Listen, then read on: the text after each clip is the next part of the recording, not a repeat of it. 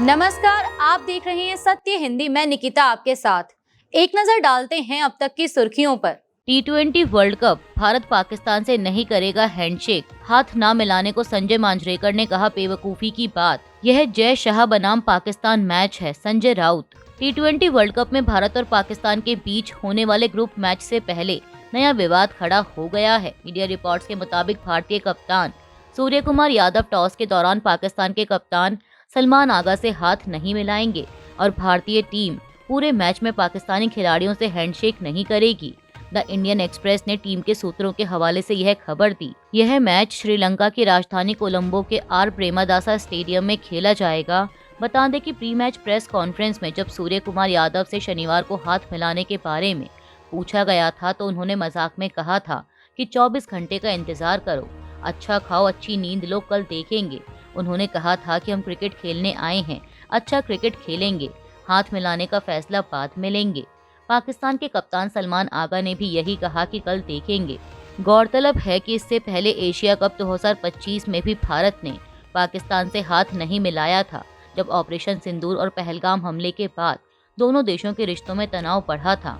Final में भारत ने Asian cricket council के चेयरमैन मोहसिन नकवी से ट्रॉफी भी नहीं ली थी। भारत पाकिस्तान हैंडशेक विवाद पर पूर्व क्रिकेटर संजय मांजरेकर ने सोशल मीडिया पर तीखी टिप्पणी करते हुए इसे बेवकूफ़ी भरी बात कहा है।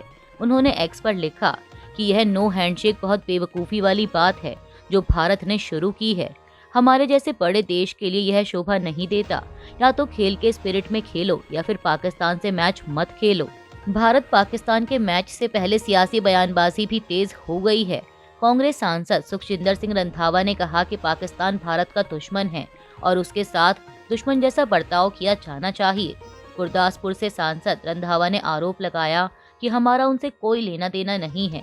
जो लोग बॉर्डर पर हैं वे जानते हैं कि पाकिस्तान कैसे इंडिया के खिलाफ प्रॉक्सी वॉर लड़ रहा है। वहीं शिवसेना यूबीटी सांसद संजय राउत ने मैच को लेकर नाराजगी जताते हुए कहा कि ऐसे मुकाबलों में बड़े पैमाने पर सट्टेबाजी होती है।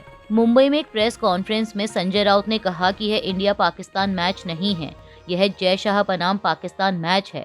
इंडिया के लोग इसे नहीं चाहते हैं।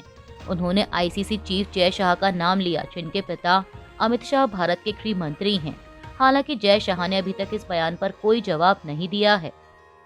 भारत अमेरिका व्यापार समझौते पर राहुल गांधी ने पूछे 5 सवाल। बोले किसानों को ये सफाई तो मिलनी ही चाहिए। भारत अमेरिका व्यापार समझौते को लेकर कांग्रेस नेता राहुल गांधी ने एक बार फिर केंद्र की मोदी सरकार पर तीखा हमला बोला है। उन्होंने एक्स पर लिखा कि यूएस ट्रेड डील के नाम पर हम भारत के किसानों के साथ विश्वासघात होते हुए देख रहे हैं।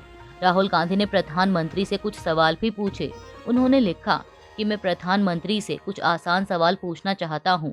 पहला, डीडीजी का आयात करने का वास्तव में क्या मतलब है? क्या इसका मतलब यह है कि भारतीय मवेशियों को जेनेटिकली मॉडिफाइड यानी जीएम अमेरिकी मक्का से बने डिस्टिलर्स अनाज खिलाए जाएंगे? क्या इससे हमारे दूध उत्पाद प्रभावी रूप से अमेरिकी कृषि उद्योग पर निर्भर नहीं हो जाएंगे?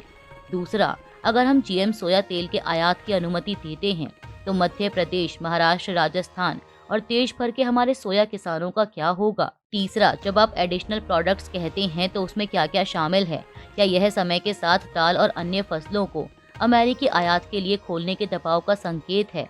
चौथा, नॉन ट्रेड बैरियर्स हटाने का क्या मतलब है? क्या भविष्य में भारत पर जीएम फसलों पर अपने रुख को ढीला करने, खरीद प्रक्रिया को कमजोर करने या एमएसपी और बोनस को कम करने का दबाव डाला जाएगा? 5वें सवाल में राहुल ने लिखा कि एक बार यह दरवाजा खुल गया तो हर साल इसे और ज्यादा खुलने से हम कैसे रोकेंगे? क्या इसकी रोकथाम होगी या हर बार सौदे में धीरे धीरे और भी फसलों को मेज पर रख दिया जाएगा? उन्होंने कहा कि किसानों को ये सफाई तो मिलनी ही चाहिए। यह सिर्फ आज की बात नहीं है, ये भविष्य की भी बात है। क्या हम किसी दूसरे देश को भारत की कृषि उद्योग पर लंबे समय की पकड़ बनाने दे रहे हैं? योगी आदित्यनाथ ने दिल्ली को बताया गैस चैम्बर। यूपी सीएम ने बीजेपी सरकार को प्रदूषण पर पूरी तरह एक्सपोज कर दिया। आम आदमी पार्टी। उत्तर प्रदेश के मुख्यमंत्री योगी आदित्यनाथ ने देश की राजधानी दिल्ली को गैस चैम्बर बताया है। समाचार एजेंसी एएनआई के मुताबिक उन्होंने 14 फरवरी को गोरखपुर में कहा कि गोरखपुर में उद्योग लग रहे हैं, इसीलिए सफाई पर ध्यान देने की आवश्यकता है। जनता का दायित्व है कि शुद्धता और स्वच्छता पर ध्यान दें, गंदगी ना होने दें, कूड़ा सड़क पर ना फेंकें। सिंगल यूज प्लास्टिक को नालियों में मत डालिए, सड़क पर मत फेंकिए, उपयोग मत करिए, ये नुकसानदायक है।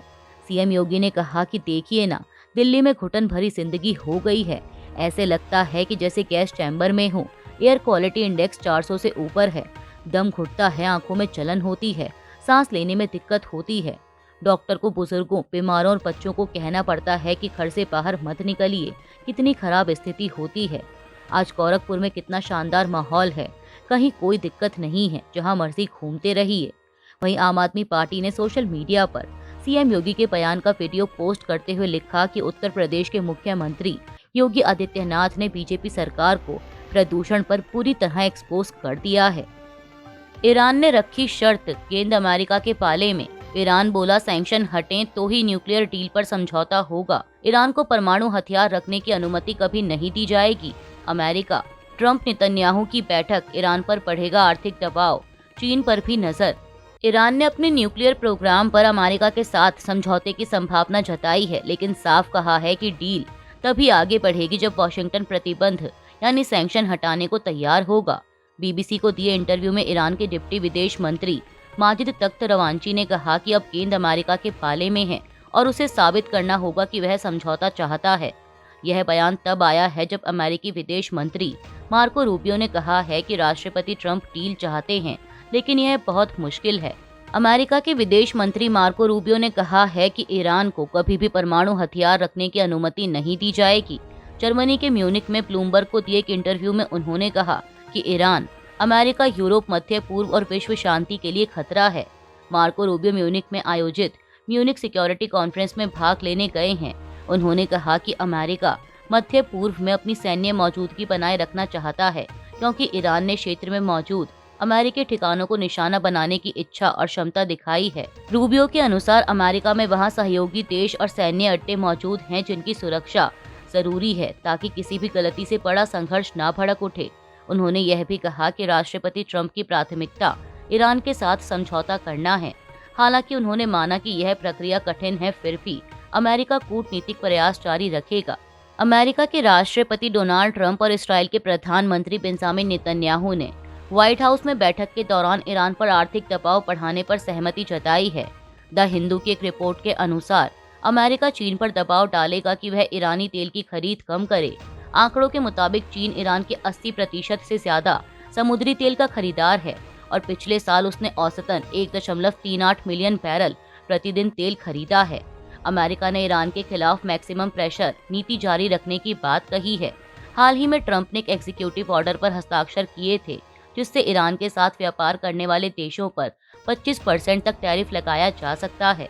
इस बीच ईरान और अमेरिका के बीच न्यूक्लियर प्रोग्राम पर वार्ता का दूसरा दौर स्विट्जरलैंड में होने वाला है। ईरान का कहना है कि उसका परमाणु कार्यक्रम शांतिपूर्ण है, जबकि अमेरिका ने जरूरत पड़ने पर बल प्रयोग की चेतावनी दी है। ओम बिरला को हटाने के प्रस्ताव पर बहस और वोटिंग 9 मार्च को होगी। एक बहुत महत्वपूर्ण बिल भी पेश किया जाएगा।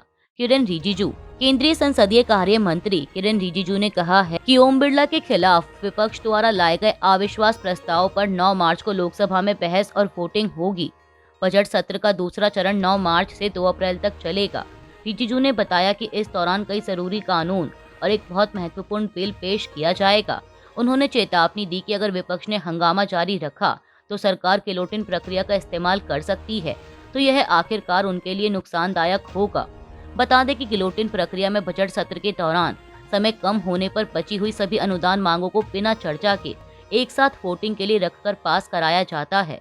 गौरतलब है कि पिछले हफ्ते स्पीकर ने सदन के पीठासीन अधिकारी के तौर पर अपनी भूमिका से हटने का फैसला किया था और इसके कुछ ही घंटों बाद विपक्ष ने उन्हें पद से हटाने के लिए एक प्रस्ताव पेश किया, जिसमें आरोप लगाया गया कि उन्होंने पूरी तरह से पक्षपातपूर्ण तरीके से काम किया है। जेलेंस्की ने पुतिन को बताया युद्ध का गुलाम, बोले कि पुतिन युद्ध की सोच को छोड़ नहीं सकते। यूक्रेन के राष्ट्रपति व्लादिमीर जेलेंस्की ने जर्मनी में आयोजित म्यूनिक सिक्योरिटी कॉन्फ्रेंस में रूस के राष्ट्रपति व्लादिमीर पुतिन पर तीखा हमला बोला। जेलेंस्की ने पुतिन को युद्ध का गुलाम बताते हुए कहा कि वह बिना ताकत के नहीं रह सकते और उनका पूरा ध्यान यूक्रेन पर है। उन्होंने कहा कि पुतिन आम इंसान की तरह जीवन नहीं जीते, न ही सामान्य लोगों की तरह सड़कों या कैफे में दिखते हैं। जेलेंस्की के मुताबिक पुतिन सामान्य जीवन में रुचि नहीं रखते और वह युद्ध की सोच को छोड़ नहीं सकते।